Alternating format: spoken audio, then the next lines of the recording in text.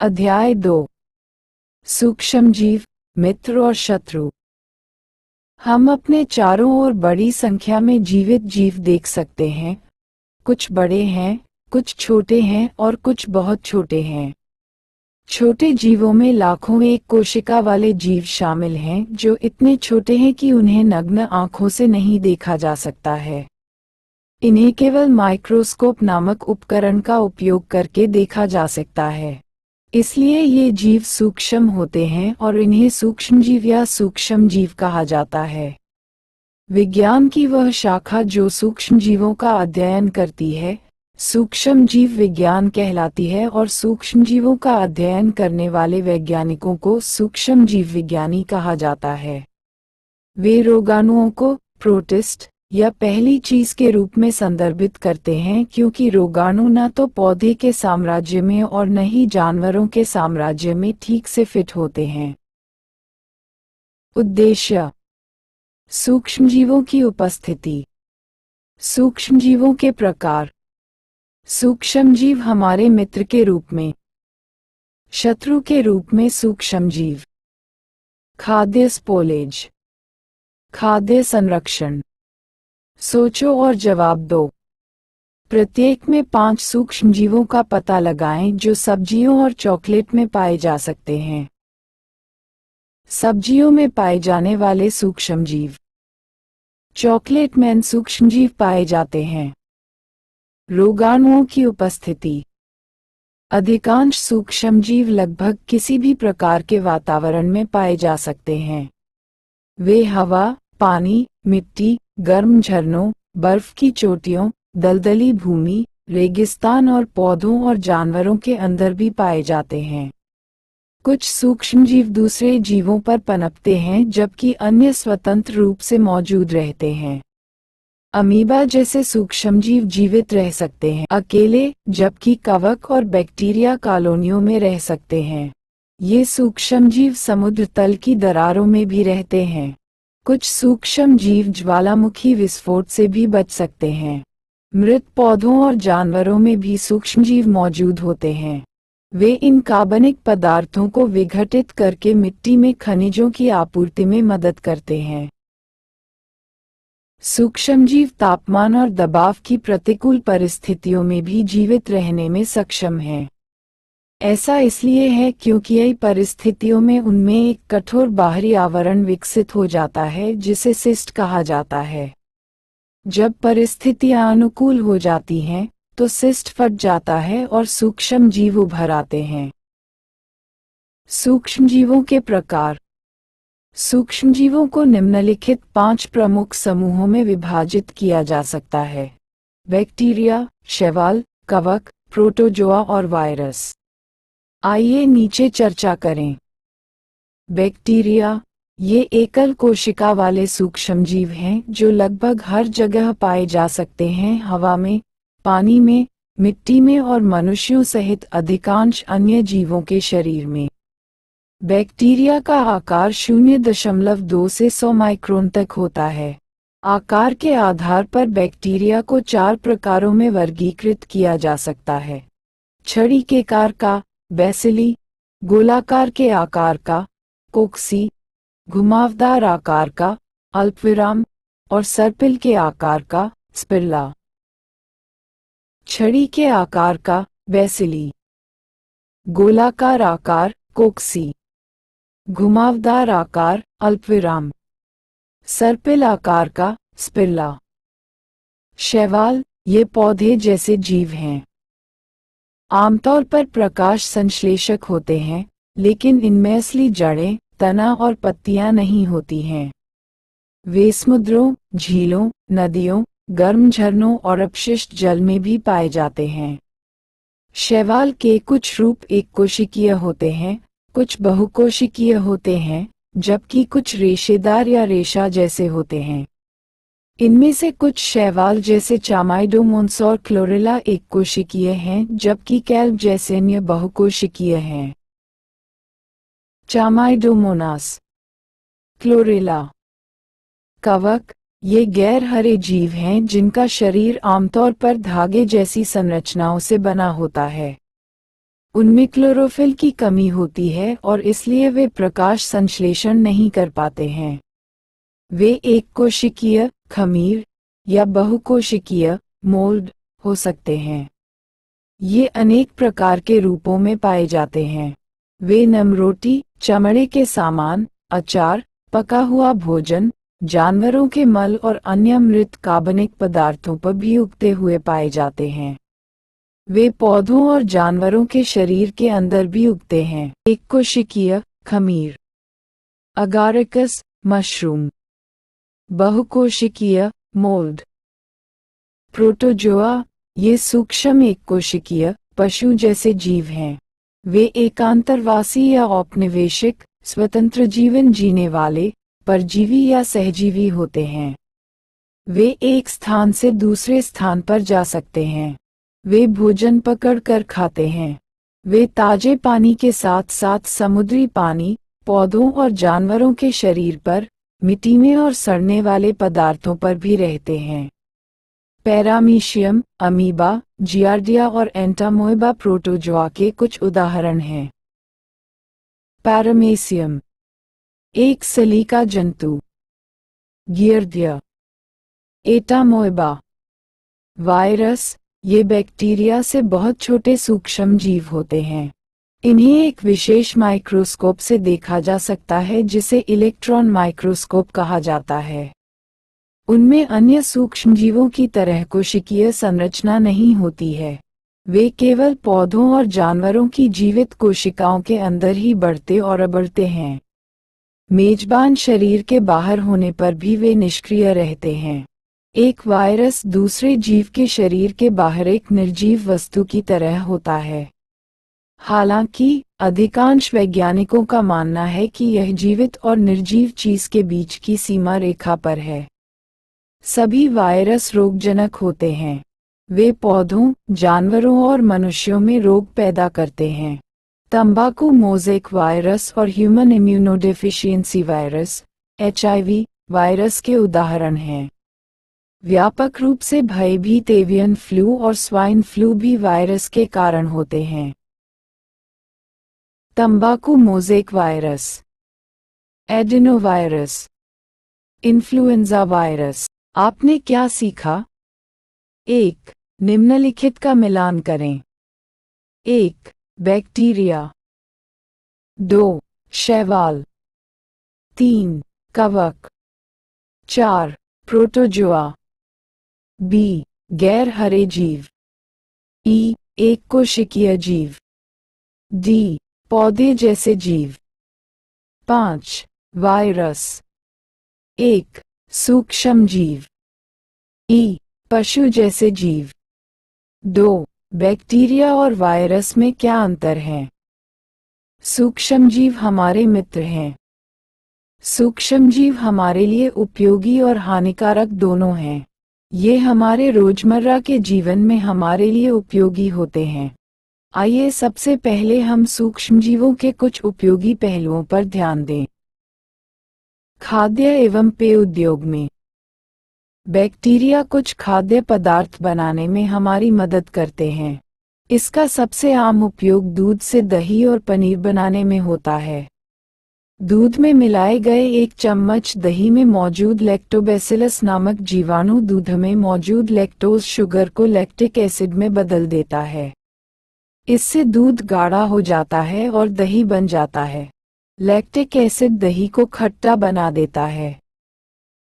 Alcoholic पेय खमीर का उपयोग करके किण्वन द्वारा बनाए जाते हैं। वाइन बनाने के लिए अंगूर में शर्करा को किण्वित करने के लिए खमीर का उपयोग किया जाता है। बियर बनाने के लिए चावल और जौ में मौजूद चीनी को किण्वित किया जाता है। जो रोटी हम लगभग हर दिन खाते हैं वह खमीर की मदद से तैयार की जाती है। ये तेजी से उत्पन्न होता है और श्वसन के दौरान कार्बन डाइऑक्साइड उत्पन्न करता है। इस गैस के बुलबुले आटे में भर जाते हैं और उसका आयतन बढ़ा देते हैं। यह बेकिंग उद्योग में पेस्ट्री और केक बनाने के लिए खमीर के उपयोग का आधार है। अल्कोहल युक्त पेय। रोटी में बनाना, दही में बनाना, यीस्ट का उपयोग इडली और डोसा बनाने में भी किया जाता है। इन्हें दाल और चावल के मिश्रण से तैयार किया जाता है, जिसे पीसकर बारीक पेस्ट बना लिया जाता है। इस मिश्रण को कुछ घंटों तक खड़े रहने दिया जाता है। मिश्रण में मौजूद बैक्टीरिया के कारण प्राकृतिक रूप से किण्वन होता है। ढोकला को हल्का और फूला हुआ बनाने के लिए भी यीस्ट का इस्तेमाल किया जाता है। दृश्य पढ़ें और गाएं। दही ठंडी सर्दियों की तुलना में गर्मी में जल्दी क्यों जमता है? चिकित्सा के क्षेत्र में सूक्ष्मजीव। बैक्टीरिया और कवक का उपयोग एंटीबायोटिक्स नामक दवाएं बनाने के लिए किया जाता है। एंटीबायोटिक्स शरीर के ऊतकों को चोट पहुंचाए बिना या शरीर के कार्यों में गड़बड़ी पैदा किए बिना रोग पैदा करने वाले सूक्ष्मजीवों को मार सकते हैं। पेनिसिलिन कवक पेनिसिलियम नोटेटम से प्राप्त किया जाता है। स्ट्रेप्टोमाइसिन, टेट्रासाइक्लिन और एरिथ्रोमाइसिन बैक्टीरिया या कवक से बने कुछ अन्य सामान्य एंटीबायोटिक हैं। यीस्ट और बैक्टीरिया भी कुछ विटामिनों से भरपूर होते हैं और इसलिए उनसे विटामिन की गोलियां बनाई जाती हैं।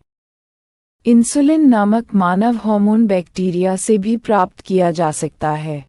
इसका उपयोग मधुमेह के उन रोगियों की मदद के लिए किया जाता है जिनका शरीर बहुत कम या बिल्कुल भी इंसुलिन पैदा नहीं करता है। टीके बनाने में भी सूक्ष्मजीवों का उपयोग किया जाता है। टीके मनुष्यों और अन्य जानवरों को कई बीमारियों से बचाते हैं। टीकाकरण से हैजा, तपेदिक, चेचक और हेपेटाइटिस जैसी बीमारियों को रोका जा सकता है। जैसे ही हमारे शरीर पर रोगाणुओं का हमला होता है और हमारी प्रतिरक्षा प्रणाली एंटीबॉडी नामक पदार्थ का उत्पादन शुरू कर देती है। ये एंटीबॉडीज हमलावर रोगाणुओं से लड़ने में मदद करते हैं। तब कहा जाता है कि शरीर ने उस बीमारी के खिलाफ प्रतिरक्षा विकसित कर ली है। इसलिए टीकाकरण को प्रतिरक्षण कहा जाता है। एक बच्चे को पोलियो की दवा पिलाई जा रही है। सूक्ष्मजीव मिट्टी की उर्वरता बढ़ाते हैं। राइजोबियम जीवाणु मटर और सोयाबीन जैसे फलीदार पौधों की जड़ की गांठों में रहता है। यह मुक्त वायुमंडलीय नाइट्रोजन को नाइट्रेट और नाइट्राइट में परिवर्तित करता है, जिससे मिट्टी की उर्वरता बढ़ती है। इस प्रक्रिया को नाइट्रोजन स्थिरीकरण कहते हैं। एज़ोटोबैक्टर जैसे कई मुक्त जीवित जीवाणु वायुमंडलीय नाइट्रोजन का स्थिरीकरण करते हैं। पौधे इन नाइट्रेट का उपयोग प्रोटीन संश्लेषण के लिए करते हैं। हमने पिछले अध्याय में नाइट्रोजन स्थिरीकरण और नाइट्रोजन चक्र पर चर्चा की थी। सूक्ष्मजीव स्वच्छ वातावरण बनाए रखने में मदद करते हैं।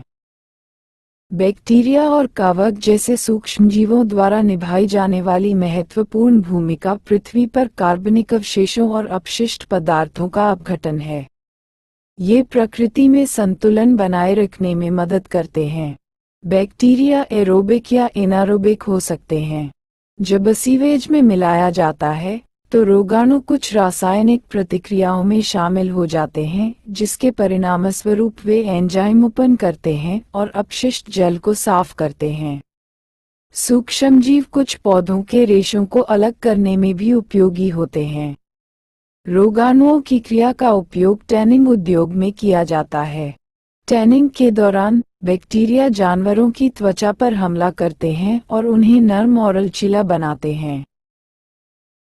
स्टार तथ्य: औसत मनुष्य के पाचन तंत्र में पूरे शरीर में कोशिकाओं की तुलना में 10 गुना अधिक बैक्टीरिया होते हैं। ये लगभग 1 किलो बैक्टीरिया है। सूक्ष्मजीव शत्रु के रूप में। सूक्ष्मजीव कई प्रकार से हानिकारक होते हैं। कुछ सूक्ष्मजीव मनुष्यों, पौधों और जानवरों में बीमारियों का कारण बनते हैं। रोग पैदा करने वाले इन सूक्ष्मजीवों को रोगजनक कहा जाता है और इन्हें आमतौर पर रोगाणु के रूप में जाना जाता है। कुछ सूक्ष्मजीव भोजन, कपड़े और यहाँ तक कि चमड़े को भी खराब कर देते हैं। आइए हम उनकी हानिकारक गतिविधियों के बारे में और अधिक अध्ययन करें। मनुष्यों में सूक्ष्मजीवों द्वारा उत्पन्न होने वाले रोग। जिस हवा में हम सांस लेते हैं, जो पानी पीते हैं और जो खाना खाते हैं, उसके जरिए रोगजनक हमारे शरीर में प्रवेश करते हैं। वे किसी संक्रमित व्यक्ति के सीधे संपर्क से या किसी जानवर के माध्यम से भी फैल सकते हैं। इस प्रकार के सूक्ष्मजीवी रोगों को संचारी रोग कहा जाता है। ये संक्रमित व्यक्तियों से फैलते हैं। उदाहरण के लिए, सामान्य सर्दी, चिकन पॉक्स, तपेदिक, टाइफाइड, हेपेटाइटिस, सामान्य सर्दी, एआईडी और भी बहुत कुछ। वे बीमारियां जो हवा से फैलती हैं। जब सामान्य सर्दी से पीड़ित व्यक्ति छींकता है, तो हजारों वायरस युक्त नमी की बारीक बूंदें हवा में फैल जाती हैं। यह वायरस स्वस्थ व्यक्ति के शरीर में सांस लेते समय प्रवेश कर सकता है। कुछ कीड़े और जानवर ऐसे हैं जो रोग पैदा करने वाले रोगाणुओं के वाहक के रूप में कार्य करते हैं। पढ़ें और उगाएं। मानसून के दौरान संक्रामक रोगों का प्रसार अधिक क्यों होता है? जलजनित रोग। जलजनित रोग दूषित जल से फैलने वाले संक्रामक रोग हैं। ये बीमारियां खराब स्वच्छता स्थितियों वाले क्षेत्रों में अधिक प्रचलित हैं। उदाहरण के लिए, अमीबिक पेचिश का कारण बनने वाला परजीवी तब पानी में चला जाता है जब कोई संक्रमित व्यक्ति किसी जलाशय के पास मल त्याग करता है। जब अन्य लोग ऐसे स्रोत से पानी पीते हैं तो वे संक्रमित हो जाते हैं। मक्खियाँ, पिस्सू और मच्छर जैसे कुछ कीड़े हैं जो रोग पैदा करने वाले रोगाणुओं के वाहक के रूप में कार्य करते हैं। जब कोई मच्छर किसी संक्रमित व्यक्ति को काटता है तो ये कीटाणुओं को अपने साथ ले जाता है और उन्हें स्वस्थ व्यक्ति में स्थानांतरित कर देता है। मच्छर मलेरिया, डेंगू, बुखार और पीला बुखार पैदा करने वाले कीटाणुओं के वाहक होते हैं। मलेरिया वास्तव में प्लास्मोडियम नामक रोगजनक के कारण होता है जो मादा एनोफिलीज द्वारा फैलता है। मादा एडीज मच्छर डेंगू वायरस के वाहक के रूप में कार्य करती है। स्टार तथ्य: जलजनित बीमारियां सभी संक्रामक रोगों के अनुमानित वैश्विक बोझ का 17% हिस्सा हैं। सबसे घातक वेक्टर जनित बीमारी, मलेरिया, के कारण 2012 में अनुमानित 6,27,000 मौतें हुईं। मलेरिया से प्रभावित एक व्यक्ति। डेंगू से प्रभावित एक व्यक्ति। संचारी रोगों की रोकथाम। संचारी रोगों के प्रसार को सीमित करने के कुछ सरल तरीके हैं। संक्रमित व्यक्ति को दूसरों से दूर रखना और प्रत्येक व्यक्ति को छींकते समय नाक और मुंह पर रुमाल रखने की सलाह देना। हम मलेरिया और डेंगू जैसी बीमारियों से खुद को कैसे बचा सकते हैं? अपनाए जा सकने वाले विभिन्न तरीकों में से सबसे महत्वपूर्ण उपाय यह है कि अपने आस पड़ोस में कहीं भी पानी इकट्ठा न होने देकर मच्छरों को पनपने से रोका जाए। हमें खाना खाने से पहले अपने हाथ अच्छे से धोने चाहिए। हमें कभी भी कूड़ा कचरा इकट्ठा नहीं होने देना चाहिए। अड़ोस पड़ोस। इससे मक्खियों और पिस्सू जैसे वाहकों द्वारा बीमारियों के प्रसार को रोका जा सकेगा। समय समय पर बीमारियों से बचाव के टीके भी लगवाने चाहिए। पढ़ें और उगाएं। आपको हमेशा खाना छूने से पहले और शौचालय से आने के बाद अपने हाथ क्यों धोने चाहिए? पौधों में रोग पैदा करने वाले सूक्ष्मजीव। कई सूक्ष्मजीव गेहूं, चावल, आलू, गन्ना, संतरा, सेब और अन्य पौधों में रोग पैदा करते हैं। आम बीमारियों में से एक सिट्रस कैंकर है जो ज़ैंथोमोनस जीवाणु के कारण होता है। ये खट्टे फलों के पौधों को प्रभावित करता है और हवा से फैलता है। इससे नींबू वर्गीय पौधों की पत्तियां, फल और तने कट जाते हैं। तने का रतुआ, काला रतुआ और अनाज का रतुआ कवक ल्यूकीनिया ग्रैमिनिस के कारण होता है, जो अनाज की फसलों को प्रभावित करने वाली महत्वपूर्ण बीमारियां हैं। रोग से प्रभावित होने वाली फसल प्रजातियों में ब्रेड गेहूं, ड्यूरम गेहूं, जौ और ट्रिटिकल शामिल हैं। कई पौधों में एग्रोबैक्टीरियम ट्यूमेफेशियंस नामक बैक्टीरिया के कारण होने वाली क्राउन पिथ बीमारी के परिणामस्वरूप जड़ों और निचले तनों पर खुरदरा पिथ बन जाता है। वायरस कई पौधों में मोज़ेक रोग का कारण बनता है। भिंडी जैसी सब्जियों को प्रभावित करने वाला पीला शिरा मोज़ेक कीड़ों से फैलने वाला रोग है। साइरस नासूर, अनाज का जंग। पीली शिरा मोज़ेक, पशुओं में रोग पैदा करने वाले सूक्ष्मजीव। कई सूक्ष्मजीव न केवल मनुष्यों और पौधों में बल्कि अन्य जानवरों में भी बीमारियों का कारण बनते हैं। एंथ्रेक्स भेड़ और मवेशियों में होने वाला एक संक्रामक जीवाणु रोग है।